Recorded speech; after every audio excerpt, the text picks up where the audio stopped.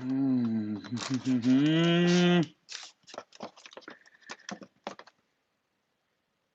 Share market में risk है तो इश्क है ना? काफ़ी लोग सुनते हैं, शेयर मार्केट में रिस्क है तो इश्क है। पर सवाल ये शेयर मार्केट में रिस्क कितना है ना? काफ़ी लोगों को ये सवाल रहता है कि शेयर मार्केट में पैसा लगाएँ, इन्वेस्ट करें तो कितना रिस्क है?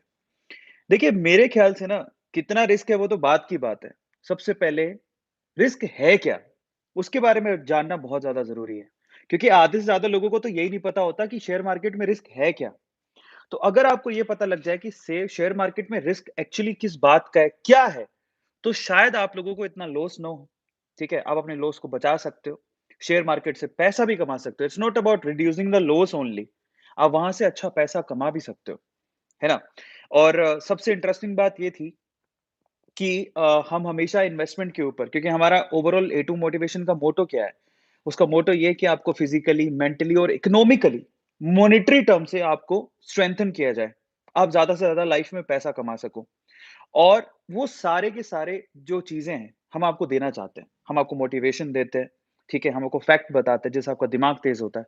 लेकिन साथ ही साथ मैंने एक और बीड़ा उठाया ए टू मोटिवेशन पे कि हम आपको बताएँ कि किस तरह से पैसा कमाया जाता है, ठीक है? किस तरह से क्या करें ऐसा कि आपका पैसा आपके लिए अर्न करे? आप रात को सो रहे हैं आराम से और आपका पैसा आपके लिए कमा रहा है। अगर ऐसा कुछ हम लोग कर लें, तो डेफ़िनेटली आपको फ़ायदा होगा। तो हमारा वही वही मकसद है और इसी वज़ह से हम लोग रेगुलरली इन्वेस्टमेंट के ऊपर इतने ज़्यादा सेशंस मतलब ऑलमोस्ट हर एक वीक में 1 सेशन तो करते ही हैं। और बहुत सारे लोगों को हमने इंस्पायर किया है कि आप जैसे मेरा खुद का इन्वेस्टमेंट के लिए शेयर मार्केट में मेरा खुद का डीमैट अकाउंट है। मैं खुद ट्रेडिंग करता हूँ। ट्रेडिंग नहीं करता हूँ, मैं खुद इन्वेस्टमेंट करता हूँ। शेयर मार्केट में अच्छी-अच्छी कंपनीज़ को पिक करके मैं खुद भी शेयर मार्केट में पैसा लगाता हूँ, है ना? तो मैं रिस्क की कैलकुलेशन कैसे करता हूँ? क्या है रिस्क? है ना? तो अगर मैं आप लोगों से सवाल पूछूँ और आज का मकसद हमारा यही है कि हम लोग रिस्क के बारे में समझें कि शेयर मार्केट में एक्चुअल रिस्क है क्या? समझ रहे हो? वो जानना बहुत ज़्यादा ज़रूरी है और अगर आप समझ लोगे, तो आप अच्छे इन्वेस्टर बन जाओगे, आप ज़्यादा पैसा कमा पाओगे। तो उसके बारे में आज हम लोग बात करने वाले हैं, है ना? अगर मैं आप लोगों से सवाल पूछूँ, मैं यहाँ पर है ना बहुत सारे लोग मुझे दिखाई दे रहे हैं, तो यहाँ पर शिवा मोटिवेशन है जीडब्ल्यू है, आशीष वर्मा है। आज आपके सवालों के मैं जवाब भी दूँगा, जो अगर आप मुझसे कोई सवाल पूछना चाहते हो, तो कृष्णा है, गेमिंग है, हाय। सो मैं आप लोगों से सवाल पूछता हूँ, अगर मैं आपसे कहूँ कि शेयर मार्केट में रिस्क क्या है, तो आप लोग क्या कहेंगे? चैट सेक्शन में लिख के बताओ। देखिए सबसे पहले आंसर कौन देता है? अगर मैं कहूँ कि शेयर मार्केट में रिस्क क्या है, तो आप लोग क्या कहेंगे? कोई आंसर देगा? शेयर मार्केट में रिस्क क्या है? ओके, शेयर मार्केट में रिस्क क्या है? ज़रा देखिए सबसे पहले आंसर कौन देता है? यस, शर्मा मानव ने बताया देखिए, शर्मा मानव ने क्या लिखा कि पैसा डूब जाएगा, है ना? ज़्यादातर लोग ऐसा बोलते हैं कि शेयर मार्केट में रिस्क है कि पैसा डूब जाएगा हमारा या हमने जो पैसा लगाया है वो खत्म हो जाएगा। मेबी हो सकता है कि वो पैसा जो कंपनी पे हमने लगाया है वो कंपनी डूब गई, मेरा पैसा डूब गया। लेकिन वो रिस्क नहीं है, भाई वो तो रिस्क का रिज़ल्ट है। आपने जो रिस्क उठाया उसका रिजल्ट है कि आपका पैसा डूब गया। वो रिस्क नहीं है। तो सवाल ये है कि रिस्क क्या है? अगर हमें रिस्क के बारे में पता लग जाए, ठीक है? तो शायद हमें आने वाले टाइम में लॉस तो हम लोग रोक ही लेंगे, साथ ही साथ हम लोग ज़्यादा पैसा भी कमा सकते हैं, अच्छे शेयर्स में इन्वेस्ट करके। तो ये रिस्क नहीं है कि पैसा डूब जाएगा, ये तो रिस्क का आउटकम है, ये तो रिस्क का रिजल्ट है। क्योंकि आपने अच्छे से रिसर्च नहीं किया, क्योंकि आपने अच्छा सा पोर्टफोलियो नहीं बनाया। ये सबसे बड़ी गलती की है हमने। तो आज हम लोग समझेंगे रिस्क के रिजल्ट को नहीं, रिस्क क्या है? एक्चुअल में शेयर मार्केट में रिस्क क्या है उसके बारे में बात करेंगे। लेकिन मैं आपको एक बात बताऊँ, आजकल क्या है ना ये 2020 में जैसे पैंडेमिक आया, पैंडेमिक के बाद क्या है ना ये एक एक क्योंकि सब लोग घर पे थे तो ज़्यादा डीमैट अकाउंट खुल रहे हैं और उसके बारे में सेशंस भी बहुत ज़्यादा हो रहे हैं, है ना?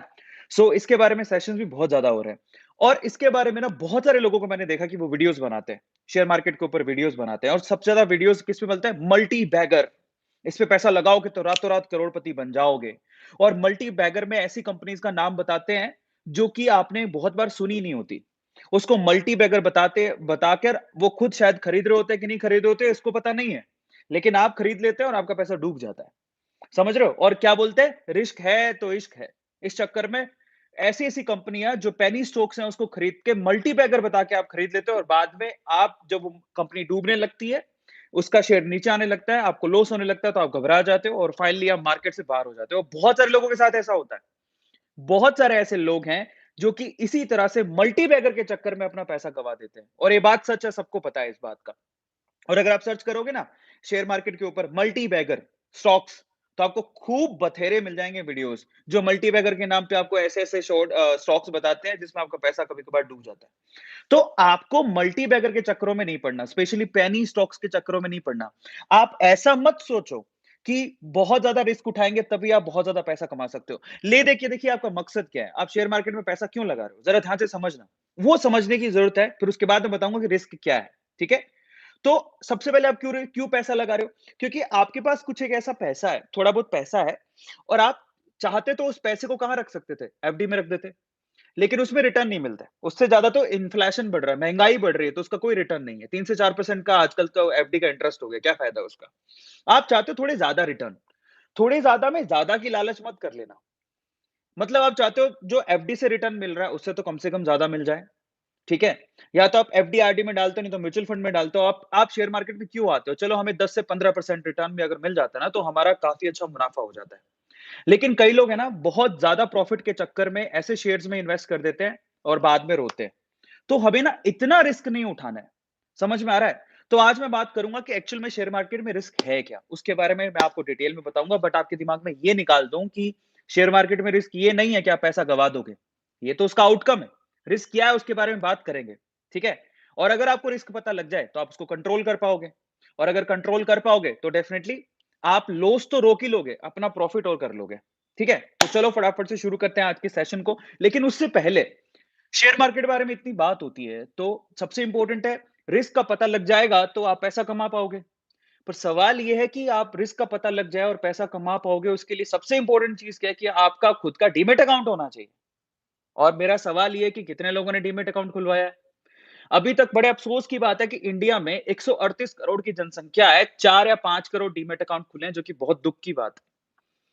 आप शेयर मार्केट से डरो मत। आज मैं रिस्क के बारे में बताऊँगा आपको कि अगर किस तरह के रिस्क होते हैं। अगर आपको वो रिस्क सम